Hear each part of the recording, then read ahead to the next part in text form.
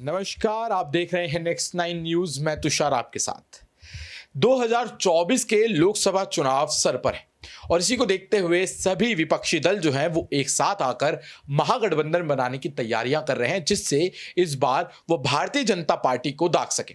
आपको बता दें कि जिस तरीके से 9 सालों से भारतीय जनता पार्टी जो है वो केंद्र की सरकार पर कब्जा करके बैठी है और 2014 से लेकर अभी तक उन्होंने हर लोकसभा चुनाव जीता है और इसी के तहत प्रधानमंत्री की कुर्सी पर 2014 से लेकर अभी तक नरेंद्र मोदी ही बैठे हुए हैं। आपको बता दें कि अब इस बार विपक्षी दलों ने ये तय किया है कि हम एक साथ मिलकर जो है वो चुनाव लड़ेंगे, महागठबंधन बनाएंगे, जिसकी पहली मीटिंग जो थी वो 23 जून को पटना में की गई और अब दूसरी मीटिंग जो है वो देहरादून में या फिर बेंगलोर में हो सकती है। आपको बता दें, लेकिन वही भारतीय जनता पार्टी ने इस बार महागठबंधन को पस्त करने के लिए और लोकसभा चुनाव को जीतने के लिए अपना एक बहुत बड़ा ब्रह्मास्त्र निकाला है। जी हां, उसका नाम है यूसीसी, यानी कि यूनिफॉर्म सिविल कोड। और इस यूनिफॉर्म सिविल कोड के चलते इस बार भारतीय जनता पार्टी का कहना है कि वो लोकसभा चुनाव एक बार फिर जीतेंगे और एक बार फिर जो प्राइम मिनिस्टर की कुर्सी है उस पर नरेंद्र मोदी जी ही बैठते हुए नजर आएंगे। पहले आपको बता देते हैं कि यूसीसी है क्या। यह है यूनिफॉर्म सिविल कोड, यानी कि समान नागरिक संहिता। इसके तहत सभी दलों के, यानी कि सभी जो विशेष वर्ग हैं या जो अलग अलग धर्म है, हमारे देश में अलग अलग जातियां हैं, अलग अलग कल्चर हैं, उनके सबके जो लॉज हैं, जो पर्सनल लॉज की कैटेगरी में पहले आते थे, अब वो लॉज एक ही हो जाएंगे। यानी कि मुस्लिम मैरिज एक्ट के तहत जो पहले मुस्लिम्स में मैरिज होती थी या हिंदू मैरिज एक्ट के तहत जो हिंदूज में जो मैरिज होती थी, वो अब उन सब का एक्ट एक ही बना दिया जाएगा और सबके कानून एक जैसे होंगे, बजाय क्रिमिनल कानूनों को छोड़कर पर्सनल कानूनों की हम यहां पर बात कर रहे हैं। आपको बता दें कि 2014 में जब प्रधानमंत्री नरेंद्र मोदी लोकसभा चुनाव के लिए उतरे थे भारतीय जनता पार्टी में, तो उन्होंने अपने मैनिफेस्टो में 3 बड़े वादे किए थे। पहला, राम मंदिर जो पूरा हो चुका है। दूसरा था जम्मू कश्मीर से धारा 370 हटाना, वो भी पूरा हो चुका है। और तीसरा था यूनिफॉर्म सिविल कोड देश में लागू करना, जिसको लेकर अब बातें शुरू हो गई हैं और इस पर मोहर लगा दी है खुद प्रधानमंत्री नरेंद्र मोदी ने भोपाल में दिए अपने भाषण से। क्या कहा उन्होंने भोपाल में अपने यूनिफॉर्म सिविल कोड को लेकर भाषण में? चलिए आपको पहले वो सुनाई देते हैं। बहुल्य देश जहां पूरी तरह इस्लाम राज्य है, वहां भी 3 तलाक बंद कर दिया है। मैं परसों इजिप्ट में था, मिस्र में था। मिस्र में, इजिप्ट में 90% से ज्यादा सुन्नी मुसलमान समाज है और इजिप्ट में आज से 80-90 साल पहले 3 तलाक की प्रथा को समाप्त कर दिया। हमसे 90 साल पहले। अगर 3 तलाक इस्लाम का जरूरी अंग है तो पाकिस्तान में क्यों नहीं होता भाई? अगर 3 तलाक इस्लाम का जरूरी अंग है तो इंडोनेशिया में क्यों नहीं होता? अगर 3 तलाक इस्लाम का जरूरी अंग है तो कतर, जॉर्डन, सीरिया, बांग्लादेश, ये तो सारे मुस्लिम बस्ती वाले देश हैं, वहां पर उनको बंद क्यों कर दिया? मैं समझता हूं कि मुसलमान बेटियों पर 3 तलाक का फंदा लटका कर कुछ लोग उन पर हमेशा अत्याचार करने की खुली छूट चाहते हैं। यही लोग 3 तलाक का समर्थन भी करते हैं और मैं जानता हूं कि इसलिए ही मेरी मुस्लिम बहनें, बेटियां, मैं जब भी जहां जाता हूं वो भाजपा के साथ खड़ी रहती है, मोदी के साथ खड़ी रहती है। साथियों, भारत के मुसलमान भाई बहनों को भी ये समझना होगा कि कौन से राजनीतिक दल उन्हें भड़का करके उनका फायदा लेने के लिए उनको बर्बाद कर रहे हैं।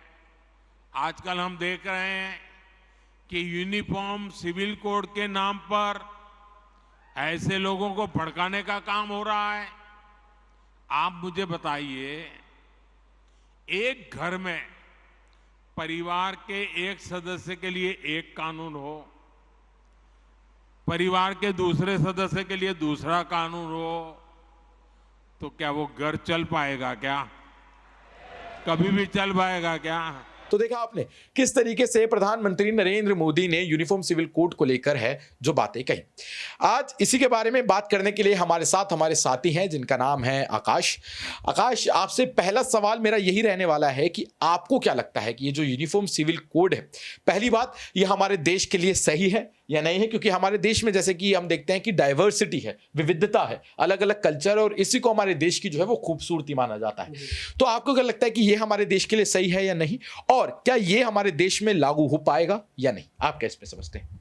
जी हाँ, जहाँ तक मेरा मानना है तो अगर ये यूसीसी अगर लागू होता है तो कहीं ना कहीं दोनों धर्मों के बीच जो विवाद होते हैं वो रुक सकते हैं, क्योंकि इससे क्या है, दोनों धर्मों के जो नियम है वो एक हो जाएंगे। क्योंकि जैसा कि कहा जाता है, मुस्लिम धर्म में जब शादियाँ होती हैं तो उनके शादियों के बाद 3 तलाक का एक मुद्दा भी उठा था, जिसपे 3 बार तलाक बोलकर वो छोड़ देते थे अपनी वाइफ को। इससे कहीं ना कहीं इन चीज़ों पर सुधार आएगा। और जिस तरह की हिंदू धर्म में होता है कि एक बार शादी हो गई तो जन्म जन्म का रिश्ता, ऐसा कहा जाता है, तो दोनों धर्मों के बीच ये चीज़ें बहुत सही हो सकती हैं अगर यूसीसी लागू हो जाता है। तो प्रधानमंत्री नरेंद्र मोदी ने अगर ये वादा किया है तो कहीं ना कहीं ज़रूर ये पूरा ज़रूर होगा, क्योंकि वो जब भी कुछ कहते हैं तो उस पर अमल ज़रूर करते हैं, ऐसा देखा गया। यूसीसी पर काफ़ी बड़े बड़े बयान भी हो रहे हैं, और वहीं ओवैसीउद्दीन ने भी कहा था कि प्रधानमंत्री मोदी को समझना चाहिए कि एक्ट 29 के तहत दोनों धर्मों की चीज़ें अलग हैं, आप दोनों को एक नहीं कर सकते। लेकिन इन दोनों पर अगर एक होता है तो कहीं ना कहीं धर्मों के बीच विवाद ज़रूर रुक सकते हैं। लेकिन क्या आकाश, आपको ये नहीं लगता कि अगर ये लागू हो जाता है तो जो हमारे देश की खूबसूरती है, डाइवर्सिटी की हम जो बात करते हैं, विविधता की, कि अलग अलग कल्चर्स हैं उनका, क्योंकि हमारे देश में कदम कदम पर जगह बदलती है, कदम कदम पर कल्चर बदलता है, पहनावा बदलता है, खान पान बदलता है, भाषा बदलती है, तो अगर ये एक ही धागे में सब पिरो दिया जाएगा तो वो एक डाइवर्सिटी वाली, जो विविधता वाली, धर्मनिरपेक्ष देश वाली जो बात होती है, वो कहीं उस पर कहीं कमी नहीं आएगी? आपको क्या लगता है? जी नहीं, ऐसा कुछ नहीं है, क्योंकि जिस तरह से आपने बताया कि जगह जगह पर चीज़ें बदलती है, भाषा बदल जाती हैं, लोगों का तरीका बदल जाता है, तो कानून देश में एक ही होना चाहिए। अगर कानून होगी तो कहीं ना कहीं जो व्यवस्थित चीज़ें हैं वो बनी रहेंगी। बार बार दंगे फसाद की चीज़ें रुक सकती हैं, ऐसा मुझे लगता है।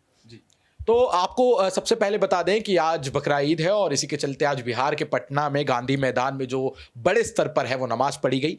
और जब वहां नमाज में शामिल होने जो मुस्लिम समुदाय के लोग आए, जब उनसे बात की गई और उनसे यूसीसी के बारे में बात की गई, तो उन्होंने साथ मिलकर एक सुर में कहा कि इसकी अभी जरूरत नहीं है। आपको बता दें कि मुस्लिम समुदाय का कहना है कि भारतीय जनता पार्टी ऐसे कानून तब लाती है जब जब चुनाव का समय आ जाता है, और इससे ही फायदा उठाकर वो जीतती है। वहीं दूसरी तरफ आपको बताएं कि कांग्रेस की तरफ से अधिवक्ता और हमारे देश के बहुत बड़े वकील जो हैं कपिल सिब्बल, उनका भी प्रधानमंत्री नरेंद्र मोदी को लेकर एक बयान सामने आया है यूसीसी पे लेकर। उन्होंने 3 सवाल जो है वो प्रधानमंत्री नरेंद्र मोदी जी से किए हैं, जिसमें से पहला सवाल उन्होंने पूछा है कि आखिर 9 साल बाद ये बात क्यों, मतलब आपको 9 साल बाद मुस्लिमों की चिंता क्यों सताई।